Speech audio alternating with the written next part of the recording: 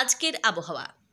আজ সোমবারও রাজ্য জুড়েই ঝড় বৃষ্টির সতর্কতা রয়েছে। দক্ষিণবঙ্গের বেশ কয়েক জেলায় কালবৈশাখীর সম্ভাবনা। দমকা ঝড়ো হাওয়া লন্ডভন্ড করে দিতে পারে দু এক জায়গা। দক্ষিণবঙ্গে আজ সোমবার বৃষ্টির সম্ভাবনা। উত্তরবঙ্গে বৃষ্টি চলবে বুধবার পর্যন্ত। এর ফলে গত কয়েকদিনের দাবদাহ থেকে দক্ষিণে মুক্তি। আগামী 2 দিনে রাজ্য জুড়ে 2 থেকে 4 ডিগ্রি সেলসিয়াস পর্যন্ত তাপমাত্রা কমতে পারে ঝড় বৃষ্টির কারণে। আজ বাঁকুড়া, হাওড়া, ঝাড়গ্রাম, পূর্ব পশ্চিম মেদিনীপুর জেলায় বজ্রবিদ্যুৎ সহ হালকা থেকে মাঝারি বৃষ্টিপাতের সতর্কবার্তা।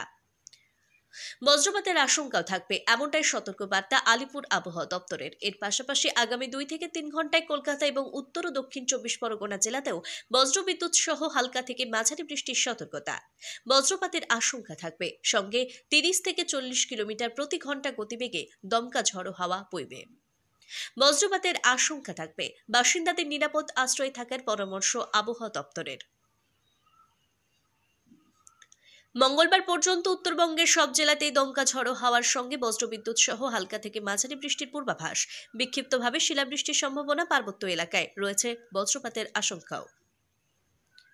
মঙ্গলবার ঝড় বৃষ্টি বাড়তে পারে উত্তরবঙ্গের দার্জিলিং, কালিম্পং, আলিপুরদুয়ার, কোচবিহার ও জলপাইগুড়ি এই 5 জেলাতেই।